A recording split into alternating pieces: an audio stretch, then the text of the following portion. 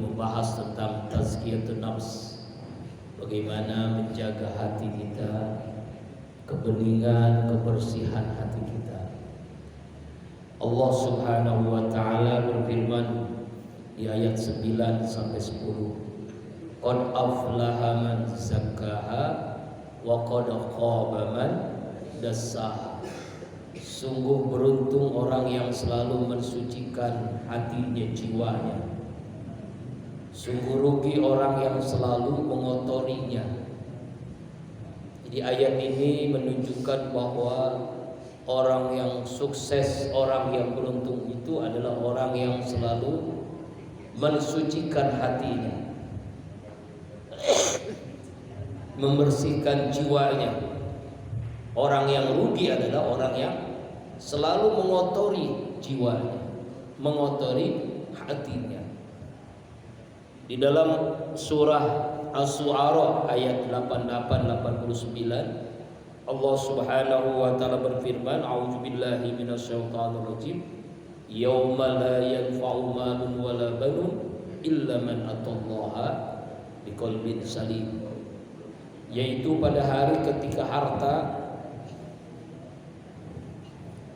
anak, keturunan tidak ada yang berguna, tidak ada yang bermanfaat, illa kecuali man atallaha biqalbin salim, orang-orang yang menghadap Allah dengan hati yang bersih, hati yang jernih, qalbun salim. Jadi ketika seorang itu wafat, sakaratul maut, berada di alam barzah, di alam kubur, seluruh apapun yang dimilikinya tidak ada manfaatnya, tidak ada gunanya. Hartakah, keluargakah, anakkah, penghargaan, pujian, jabatan, semuanya nggak ada manfaatnya, kecuali hamba Allah yang memiliki hati yang jernih, hati yang bening. Rasulullah SAW berdoa dalam hadis riwayat Sahih Muslim, Allahumma ati nafsi taqwaha wa zakkaha anta khairu man zakkaha anta waliyuha wa maulaha. Ya Allah, anugerahkan kepada jiwaku ketakwaan, sucikan jiwaku dengan ketakwaan. Engkaulah ya Allah sebaik-baiknya yang mensucikannya, dan Engkaulah yang menjaga. Kok hilang? Namanya balik lagi. Hilang ya. Jadi Allah doa Rasulullah agar memiliki hati yang bersih. Ya, hilang lagi. Kenapa ini? Mungkin kabelnya kurang. Mohon dibantu kabelnya kali ya, kabel di situnya. Ya. Biasanya kabelnya kurang kencang. Ya. Kabelnya, tolong kabelnya. Mudah-mudahan. Bismillah, sini ya. Bismillah. Nah, jadi doa Rasulullah SAW. Mari kita baca ya. Bismillahirrahmanirrahim.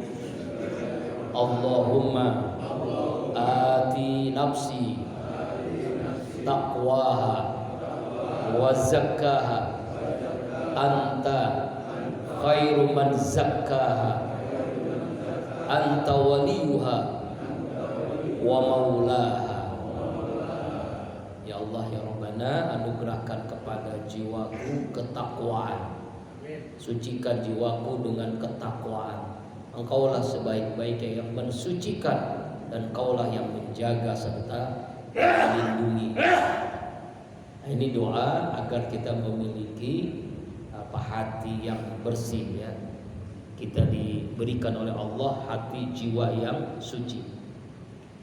Dalam hadis Rasulullah sallallahu alaihi wasallam, ala wa inna fil jasadi mudghah ija saluhal jasadu kullu wa ija fasadal jasadu kullu ala wa yal qalbu rahul Bukhari Muslim. Dari hadis Nu'man, Rasulullah bersabda, sebenarnya hadis ini panjang ya, al halalul bayyinu wal haramul bayyinu, tapi saya ujung hadisnya aja berkaitan dengan tema kita. Ingatlah, ketahuilah di dalam tubuh kita ada segumpal daging, fil jasad mudghah. Ya, apabila baik saluhal jasad, maka seluruhnya baik. Artinya kalau hati ini baik, maka seluruh tubuh ini menjadi baik. Mata kita, telinga kita, mulut kita, tangan, kaki menjadi baik. Kebalikannya, wa iya fasadat jasad kullu. Apabila rusak, maka rusaklah seluruhnya. Ala wal qalbu, dan itu adalah hati. Segumpal daging itu adalah hati. Jadi kalau hati baik, pikirannya, telinganya, mulutnya, matanya, tangannya, kakinya menjadi baik. Tapi kalau hatinya sakit, tangannya, kakinya, telinganya, mulutnya, pikirannya pun menjadi sakit. Kalau hatinya bersih, pikirannya jernih. Kalau hatinya bersih, ya firasatnya tajam. Kalau hatinya bersih, akhlaknya mulia. Kalau hatinya bersih, ya berkah hidupnya, rezekinya, ilmunya manfaat, rumah tangganya sakinah, ya anak cucunya keturunannya saleh salehah. Itu makanya pentingnya kita menjaga hati. Apa itu tazkiyatun nafs? Pengertiannya adalah tazkiyah itu ya zaki tazkiyah, tumbuh bertambah baik, barokah, suci, ya bersih, roh, ya an-nafs, roh, jiwa. Ya, jadi secara terminologi, secara istilah artinya adalah upaya kita untuk selalu mensucikan jiwa kita, diri kita, sehingga mempunyai sifat yang baik, terpuji, ya nanti di akhirat mendapatkan pahala dan balasannya Allah. Jadi tazkiyatun nafs itu proses pembersihan jiwa dari kotoran. Ya, bagaimana hati ini menjadi bersih. Jadi proses bagaimana kita memiliki hati yang bening. Nah, itu pengertian tazkiyatun nafs. Jadi ini hakikatnya, tazkiyatun nafs adalah proses pembersihan jiwa dari berbagai dosa dan sifat-sifat tercela yang mengotorinya. Selanjutnya peningkatan kualitas jiwa dan mengembangkan sifat terpuji yang dari Allah Subhanahu wa taala. Ya, serta potensi positifnya dengan mujahadah ibadah dan perbuatan baik yang lainnya, sehingga hati dan jiwa ini menjadi bersih. Itulah yang dimaksud dengan tazkiyatun nafs. Imam Al-Ghazali dalam kitab Ihya Ulumuddin yang menjelaskan bahwa tazkiyatun nafs, ya pembersihan hati ini adalah ada 3. Pertama, rubul ibadah. Yang kedua, rubul adah. Yang ketiga, rubul akhlak. Yang tadi dari akhlakul muhlikat dan akhlakul munjiat. Jadi beliau mengatakan dalam kitab Ihya Ulumuddin Imam Al-Ghazali, konsep tazkiyatun nafs, bagaimana hati ini menjadi bersih, ada 3. Nah, ini penjelasannya. Wah, kecil amat tulisannya ya. Mending dijelasin deh ya. Kelihatan? Yang matanya bagus kelihatan. Alhamdulillah.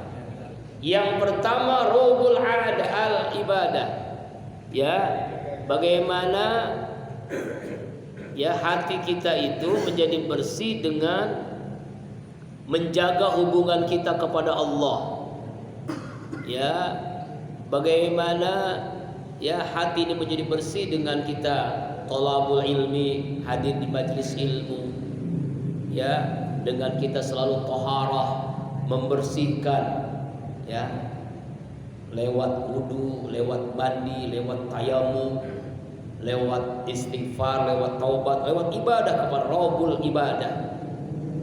Yang kedua, Rabbul adat, yaitu bagian yang membahas hubungan kita dengan lingkungan kita, ya dengan lingkungan kita, baik hubungan suami dengan istri, ya baik dengan istri dengan suami, anak dengan ayah, dengan ibu, dengan tetangga, bagaimana menjaga hubungan.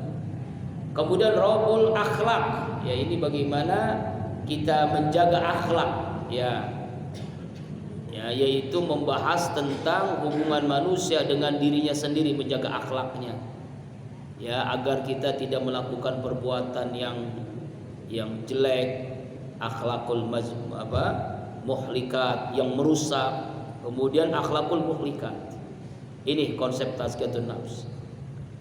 Lalu Imam Al-Ghazali membagi, ya ketika seseorang itu masuk ke dalam tazkiyatun nafs terbagi 4 tingkatan. Tingkatan yang pertama, tingkatan ketaatan orang yang awam.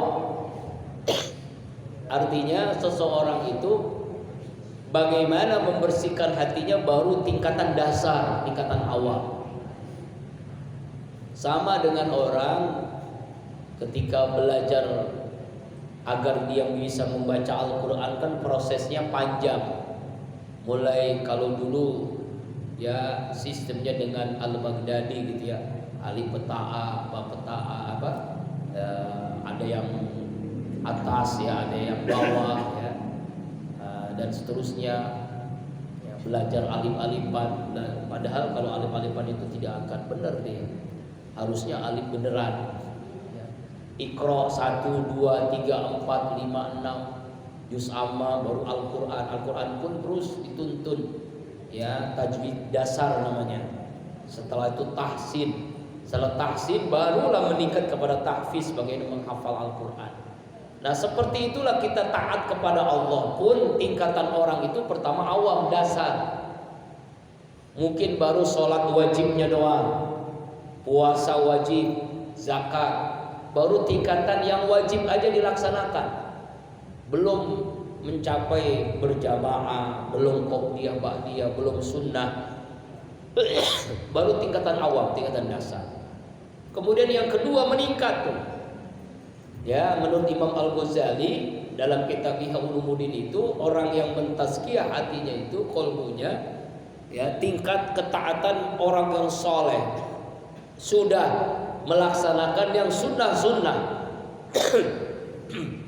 Sholatnya sudah berjamaah di masjid, sudah berjamaah di musola, ya sholatnya ditambah dengan sholat sunnah, qobliyah, ba'diyah, dengan tahajudnya, dengan duhanya, istikharahnya, sholat hajatnya, ditambah dengan sholat sunnah, puasanya ditambah dengan puasa sunnah, ya puasa Yaumul Bid, pertengahan bulan, puasa Senin Kemis. Tingkat ketaatan orang yang soleh sudah membiasakan dengan ibadah sunnah. Lalu ada yang meningkat lagi, tingkatan yang ketiga, nama tingkatan ketaatan orang yang takwa. Bukan sekedar melaksanakan wajib, sunnah, tapi seluruh perintah Allah dilaksanakan dengan sempurna. Ya, larangan Allah ditinggalkan. Tingkatan ketaatan orang yang takwa, yang muttaqi. Nah, yang lebih hebat lagi tingkatan ketaatan orang yang benar lagi arifin, yaitu orang yang ikhlas.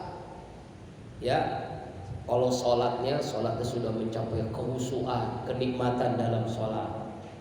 Jadi bukan dilihat banyaknya, ya, bukan dilihat dari kuantitas jumlah rakaatnya, tapi kualitas dalam ibadah sholatnya. Qad aflahal mu'minun alladzina hum fi sholatihim khashi'un. Sungguh sukses orang yang beriman yang sholatnya khusyuk. Jadi kualitasnya itu udah kekhusyuan. Puasanya bukan tingkatan puasa meninggalkan tidak makan tidak minum saja, tapi mampu dia hatinya berpuasa. Bukan sekedar zakat, tapi infak, sedekah, wakaf, amal jariyah. Ya Allahu Akbar. Tingkatannya itu sudah mencapai ketingkatan orang yang arif. Luar biasa. Nah, kita bisa menilai sendiri nih, kita tingkatan seperti apa, ketaatan kita itu termasuk yang mana. Mudah-mudahan setiap hari meningkat, amin. Nah ini ya tingkatan ketaatan ya dalam tazkiyah qalbu, tazkiyatun nafs Imam Al-Ghazali. Ya ini, karena itu Imam Al-Ghazali mengatakan tazkiyah itu adalah pembersihan diri dari sifat kebuasan, dari sifat kebinatangan, dari setan, lalu diisi dengan Rabbani, ketuhanan. Jadi ada 4 tahapan tazkiyatun nafs Imam Al-Ghazali. Pertama, bagaimana dia mampu mentazkiyahkan dirinya, membersihkan hubungannya dari sifat kebuasan, dari sifat marah, dari sifat-sifat permusuhan, emosional, takabur, sembrono, jahat, zalim. Nah ini, mampu dia membersihkan hatinya dari sifat kepuasan, kepuasan. Yang kedua, dia mampu mentazkiyahkan hubungannya dari sifat kebinatangan, yaitu membersihkan dirinya dari sifat-sifat hawa nafsu seperti rakus, bakhil, riya, hasud, dengki, ya, dan sebagainya. Ya, kebinatangan. Jadi kan orang ada, Pak, Bu, ya, bentuknya manusia tapi sifatnya kayak binatang. Nauzubillahi min dzalik. Yang dulu sering saya contohkan, ya. Bahkan di negeri kita ini banyak analog kebinatangan. Orang yang melakukan maksiat, laki-laki yang mempermainkan wanita, buaya darat, wanita jual diri, kupu-kupu malam, wanita laki-laki satu rumah tanpa ikatan nikah, kumpul kebo, padahal yang kumpul bukan kebo, ya, provokator adu domba, ada disebut dengan musang berbulu domba, ya, yang ditangkap KPK tikus, ya, monyet, ya, padahal uangnya sudah banyak, jabatannya sudah tinggi, tapi masih kurang, terus rakus. Itu orang disebut binatang, tikus, ya. Nauzubillahi min dzalik. Itu tuh, bagaimana kita mampu mentazkiyahkan diri kita dari sifat kebinatangan, ya, dari sifat kebinatangan. Yang ketiga, kita mampu mentazkiyahkan dari sifat setan. Setan kan godain kita setiap saat, bukan setahun sekali, bukan sebulan sekali, bukan seminggu sekali, bukan setiap jam, setiap detik, Pak. Allazi yuwaswisu fi sudurin nas, yang membisikkan dalam setiap hati manusia. Semua kita, siapapun kita, mau ustadz, mau orang awam, mau orang kiai, kayak enggak, semuanya digoda, ditipu, ya, dirayu agar menjadi temannya syaitan. Dalam surah Az-Zukhruf ayat 36, Allah Subhanahu wa taala berfirman, "Wa may ya'su an dzikrir rahman nuqayyid lahu syaitanan fa huwa lahu qarin." Siapa orang yang lupa kepada Allah, maka setan menjadi teman dekatnya. Lupa kepada Allah, setan menjadi teman dekatnya. Lupa kepada Allah sedetik, sekilas, setan jadi teman dekatnya, Pak. Apalagi orang yang lupa kepada Allah seminggu, setahun, nauzubillah, udah jadi CS-nya setan. Ya.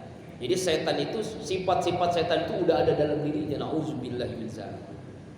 Ya, berkata kotor, kasar, ya, itu setan. Lalu yang keempat, bagaimana kita mampu mentazkiyahkan diri kita setelah 3 hal tadi kita hilangkan, sifat kebuasan, sifat kebinatangan, sifat setan, lalu timbul dalam kita sifat Rabbani, ya, yaitu sifat-sifat Allah, Asmaul Husna, ya.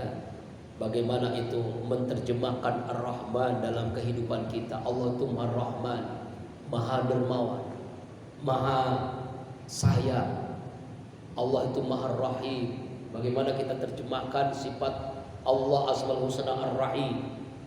Ya, Allah itu Al-Malik, ya, Al-Quddus, As-Salam, Al-Mu'min, Al-Muhaimin, Al-Aziz, Al-Jabbar. Nah, kita terjemahkan tuh Asmaul Husna. Makanya Rasulullah mengatakan siapa orang yang menghafal Asmaul Husna lalu mengerti, dipahami, diterjemahkan dalam kesehariannya, maka dia berhak mendapatkan surga Allah Subhanahu wa ta'ala. Sifat Rabbani timbul dalam dirinya. Allah Akbar. Ini kita ini semua ingin seperti itu. Lalu apa pentingnya, urgensi pentingnya kita mempelajari tazkiyatun nafs ini? Kecil amat ya. Ya, agar akhlak kita menjadi akhlak yang mulia. Ya. Nah, jadi sebenarnya Pak, apapun yang kita lakukan itu tergantung hati kita. Tadi di awal disampaikan dalam sebuah hadis kan, ala inna fil jasadi mudghah. Dalam diri kita itu segumpal daging, apabila baik baiklah, apabila rusak rusaklah, dan itulah hati. Ya. Kita minum, pastikan gelas yang kita minum itu airnya dari teko yang dikeluarkan. Kalau teko itu isinya air bening seperti ini, bismillahirrahmanirrahim, maka isinya bening. Tapi kalau teko isinya teh, yang dikeluarkan pun teh. Isinya kopi, yang dikeluarkan kopi. Isinya susu, yang dikeluarkan. Nah, begitu pula dengan hati kita. Kalau hatinya bersih, ucapannya, matanya, telinganya, tangannya, kakinya pun ingin melakukan kebaikan. Ya. Seorang suami yang hatinya bersih, ngomongnya kepada istri, manggilnya pun panggilan baik, sayang, ayam be, ya. Ibu, bu, kalau dipanggil suami apa? Allah Akbar. Ya. Itu kan pengaruh tuh. Istri manggil suami apa? Pengaruh tuh. Karena hatinya bersih, manggilannya pun kasih sayang. Ya, Rasulullah itu tidak pernah memanggil istri dengan panggilan yang membuat sakit hati, tapi panggilan yang membuat hatinya tuh senang. Ya Khumairah, yang kemerah-merahan. Makanya Aisyah radhiyallahu anha semakin hari wajahnya semakin cantik karena panggilannya panggilan yang baik. Mampukah kita melakukan itu? Yuk kita coba ya Bu ya, insya Allah. Jadi kalau orang hati yang bersih, panggilannya pun baik. Ya, tapi kalau hatinya kotor, waduh, ucapannya pun kotor. Kenapa? Karena tekonya pun kotor, isinya pun kotor, maka yang dikeluarkan pun kotor. Omongannya pun waduh, binatang. Ya. Bahkan marahnya pun itu semua kebun binatang disebutin. Anjing, babi, tikus, monyet, astagfirullahaladzim. Istrinya dipanggil monyet, tapi malamnya juga dinaikin juga monyet. Allah Akbar. A'udzubillahi min. Nah itu. Jadi pentingnya urgensi tazkiyatun nafs. Bagaimana kita, perilaku kita itu sesuai dengan hati kita. Yang kedua, hati yang bersih melahirkan tubuh dan sehat. Ternyata Pak, ya, orang yang sering berpenyakit jasmani itu ternyata diawali dari penyakit rohani. Ya, orang sekarang kan penyakitnya aneh-aneh sekarang ini. Ada penyakit stroke, ada penyakit stres, ada penyakit kencing manis, gula, penyakit macam-macam itu. Di antara penyebab penyakit jasmani ternyata karena penyakit rohani.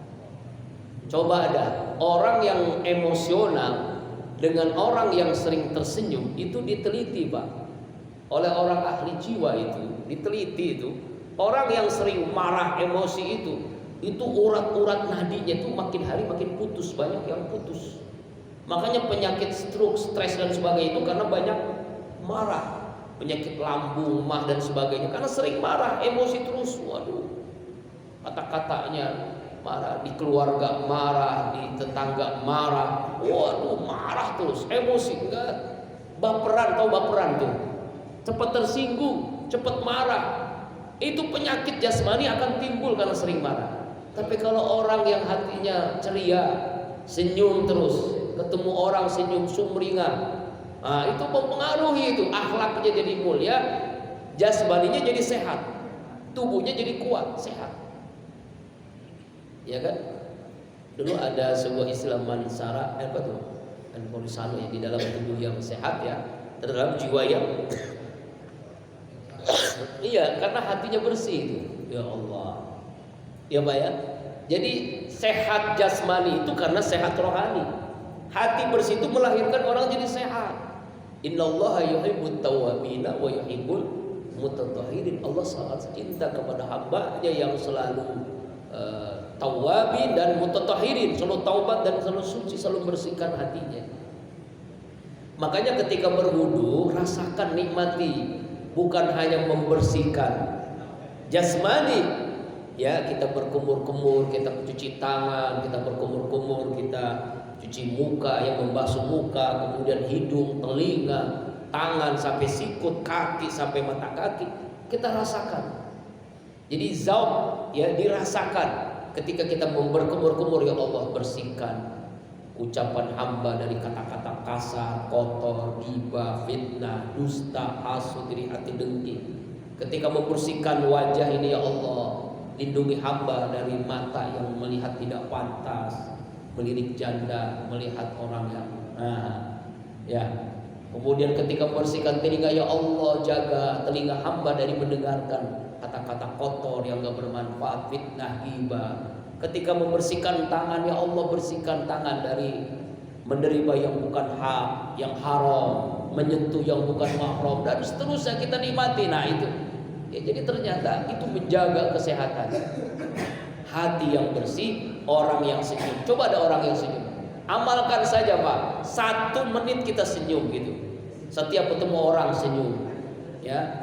Aduh, itu jadi sehat ya, tubuh jadi kuat, insya Allah. Tapi orang yang sering emosional, baperan, jasmani pun akan sakit. Kemudian yang ketiga, dengan yang hati bersih, hidup akan tenang ya, hidup akan bahagia.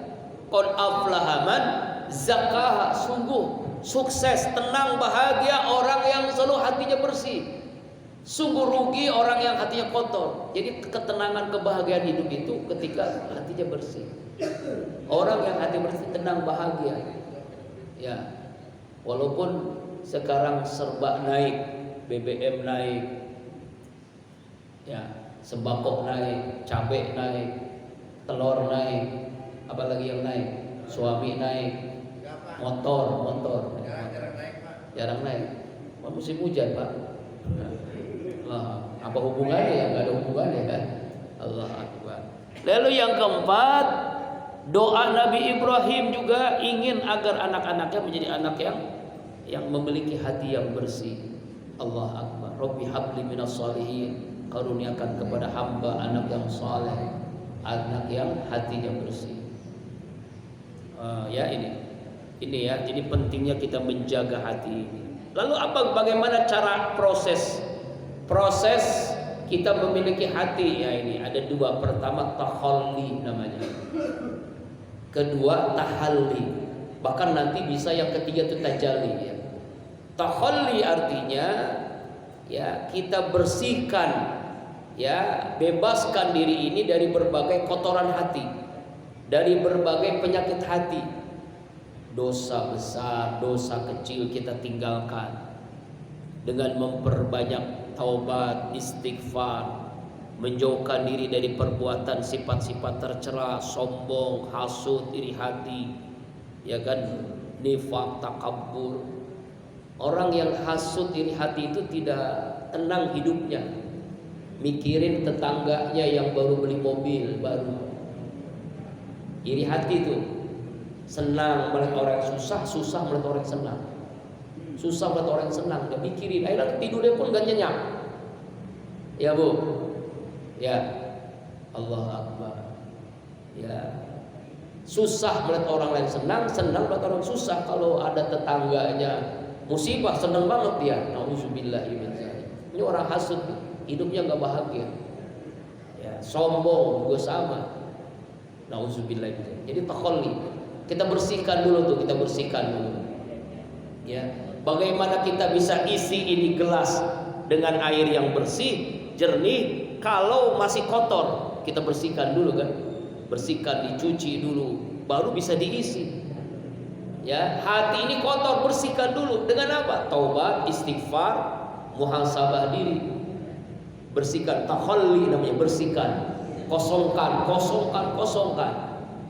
Ya, hasud hilangkan, iri hati dengki, sombong hilangkan, riya sum'ah hilangkan, bakhil pelit hilangkan. Hilangkan itu seluruhnya, baru bisa diisi. Tahalli namanya, yaitu membekali, ya, membiasakan, menghiasi dengan berbagai perbuatan baik, iman, takwa, ya kan, akhlak yang mulia, itu dengan sendirinya